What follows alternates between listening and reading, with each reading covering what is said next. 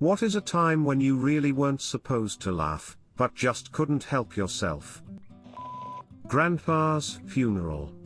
He had a bumper sticker on the bathroom mirror that said, "Old fishermen never die. They just smell like that." I started chuckling, and losing the fight to suppress it when my brother asked me what was wrong with me. I whispered the phrase in his ear. Soon our whole row, right behind Grandma, was snorting and chuffing. She turned to give a few of us the stink eye when my brother whispered it in her ear. She froze, then turned back to face forward. Soon her shoulders were shaking as she fought the giggles along with the rest of us. After the service she told us Grandpa would have loved knowing what that bumper sticker caused. My best friend called me saying that she just pulled the plug on her father and he passed away. I have known this man for years and he was practically part of my family. After she told me what it was like to pull the plug and she was sobbing, I only knew one way to ease the tension, so I asked her, "Have you tried turning him off and on again?" She laughed while sobbing, and as did I. Literally any time I see a small child fall over. My dad's funeral. The service had ended. We're standing in front of the church, waiting for his casket to be walked down some steps. I started to chuckle. I was thinking, wouldn't it be funny if they dropped it, and he fell out like in the movie Fatso? I told my mom, and she giggled at that thought as well. We started a band with some friends when was in 8th grade. I was getting okay-ish at guitar and another friend played bass. A super confident friend of ours decided he was going to be the lead singer, so we decided to bring our instruments and stay up all night at his place to work on some stuff. The bassist and I learned, what was at the time, the brand new single "Stay Together for the Kids" by Blink-182. Now, we hadn't heard the singer do his thing. He needed us to be playing while he did. Sure, whatever. So after we learned it, we were ready for a run-through. And that's when it happened.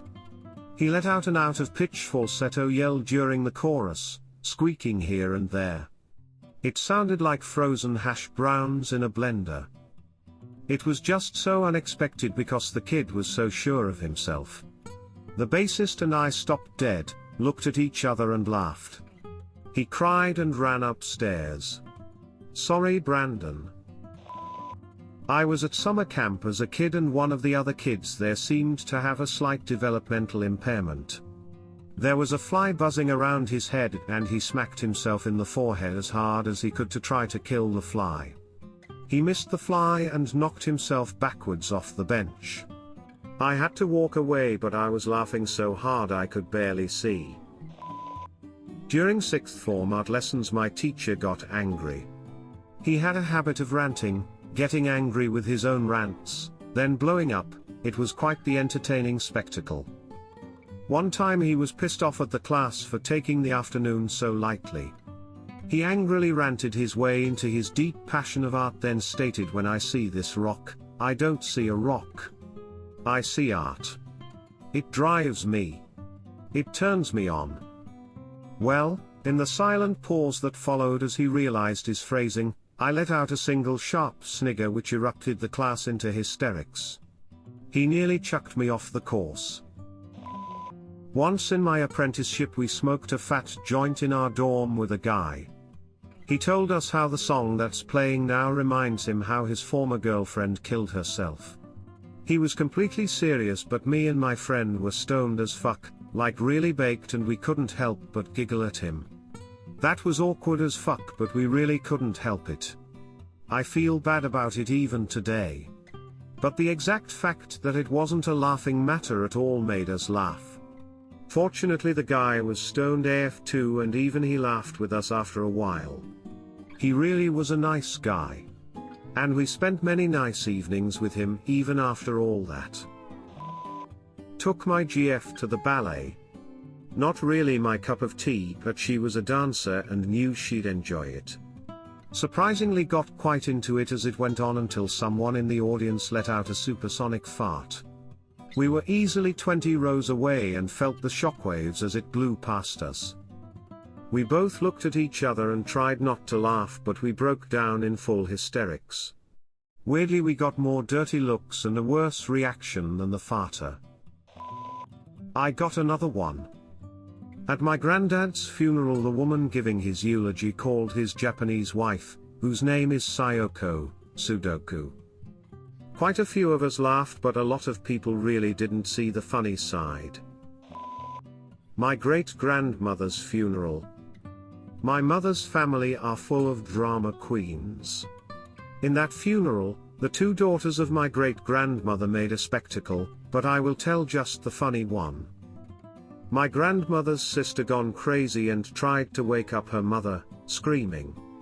A group of persons came to try to calm her down, but it didn't work. So they tried to take her off of the place for take some air, but was very difficult. They managed to do it, but was necessary 4 men, 1 for each arm and leg. She managed to have one of her arms free, and the last scene was them taking her while she was screaming no dramatically, with one arm in direction of my great-grandmother's body. I tried so hard to not laugh, because even if was a sad moment, was hilarious. Note, she never cared about her mother when she was alive and left all the work for the other sister, my grandmother, and brother. My cousin, during her dad's funeral. The preacher said something along the lines of, "If, Uncle, could say something to every one of you today, it would be to accept Jesus into your hearts." Yeah, that would be one of the absolute last things anyone would expect Uncle to say to anyone ever. I was sitting behind her, and she snorted/snickered really loudly, and her mom responded in kind but tried to stifle it somewhat. I think about that a lot. My cousin is awesome. My great-aunt Min's funeral, roughly 30 years ago in northern New Jersey. Go ahead and do the accents in your head. You won't be exaggerating. First, we're walking in with my grandmother, who was in early-stage dementia and keeps asking where we are. We keep telling her. She keeps asking. Finally, in frustration, my mother raises her voice and says, "Your sister, Min, is having a funeral." So my grandmother says, in this really affronted voice, "Well, what is she doing that for?" Then we're seated and nothing happens for 20 minutes until finally the rabbi, approximately 150 years old, comes shuffling in. He makes his way up to the lectern and says, "I'm sorry I'm late, I was in a car accident." This other driver cuts me off, and this lady behind me says, absolutely deadpan, "So what are we, the insurance adjusters?" 100% true story. Bonus epilogue: Aunt Min was a truly terrible human being, and literally no one was saddened by her death at age 93. At the end of the service, the 97-year-old widower stood up and said, "Okay. Now I can finally have a life." Which he proceeded to do, for another 10 years. We were watching a video about black rights in class, and the guy in the video said hello as in a really formal voice, and I cracked up a little. I got in trouble. I go to an English public school, which is an American's equivalent of a private school. Every time someone tells an obvious lie on the witness stand, a blast of air escapes my nostrils before I can stifle it.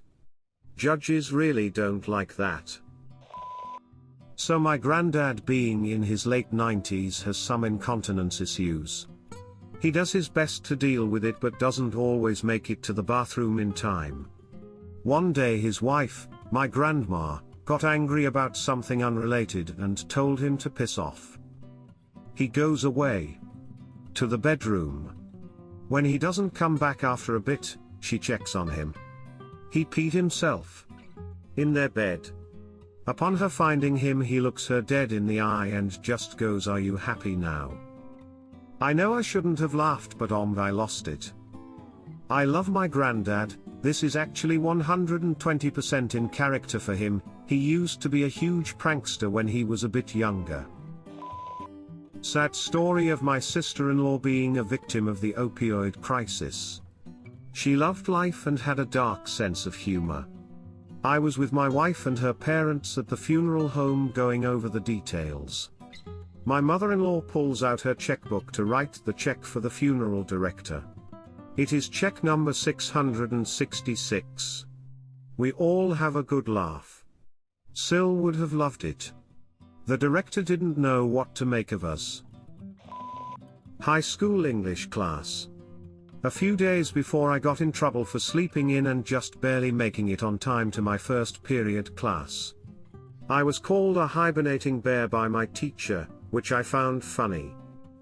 A few days later we're doing oral book reports.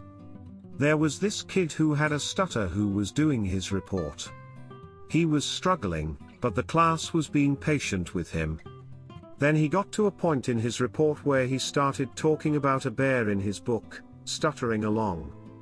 Remembering just a few days before how I was called a bear for sleeping in and how funny I thought that was, I busted up laughing. The entire class gasped in horror at me. I was not laughing at the kid for stuttering, but I realized that's exactly what it looked like, so I didn't even try to defend myself. I went to the funeral of an elderly parishioner. The church was packed. Women were weeping. Men were fighting back tears. The dearly departed had spent her adult life as an oncologist, and many of her patients were there. Her elderly husband stood up from the front pew and, using his cane, painfully climbed up the 3 steps to the pulpit. He adjusted his glasses. He adjusted the mic. He riffled through several pages. He looked up and looked across the 200+ weeping people there. He looked back down at his notes and accidentally let out a huge, amplified, belch. There was shocked pause and then we all began laughing. He started laughing. There was this huge release of tension. He smiled, shrugged his narrow shoulders, folded up his notes, put them into his suit pocket, and climbed down from the pulpit. I was in outpatient treatment, and there was a kid who was pretty introverted. He didn't really talk to anyone, always had a hood up, went out of his way to never interact with anyone. Socially kind of awkward. Anyway, there was a girl going on and on about how she doesn't trust other females and only hangs out with guys, not like the other girls, etc. Anyway, she's going on and on and on, and all of a sudden this kid stands up and just screams at her to shut the fuck up. We were all kind of taken aback and she of course snapped back all ghetto, and he finally turned to rush out of the room and ended up tripping on a chair and flailing to the ground. I fucking lost it. I was trying so hard to keep it together, but the whole situation was so absurd, and then how dramatically he tripped just sent me over the edge. I thought other people were going to find it as funny, but they were just kind of shocked. Another time I was in a mall food court and these 2 girls broke out in a fight, and one of the girls had a decorative cookie tin you get at Christmas and started wailing on the other girl with it. I was dying laughing, and their friends were crying and freaking out. It sounded like a bunch of birds going ape shit. Thanksgiving dinner a few years back, and I was only about 6 or 7. Very large family, all crowded in around my grandparents' dining room table. One of my cousins had brought her new kitten that year, and it was supposed to stay out of the house, in a back room. She was kinda sneaky, and she brought it in and hid it under the table. We are all gathered around, grandfather is doing one of those long prayers, on, and I can see my cousin quietly playing with the kitten with her feet under the table. The kitten is play fighting with her big toe and must have bitten pretty deep because cousin jerked her foot back. Kitten fell backwards, bumped its head on the table leg with a thump, then raised one little paw to its ear, like ow. I wanted to bust out laughing, but painfully held it in until the end of that long prayer.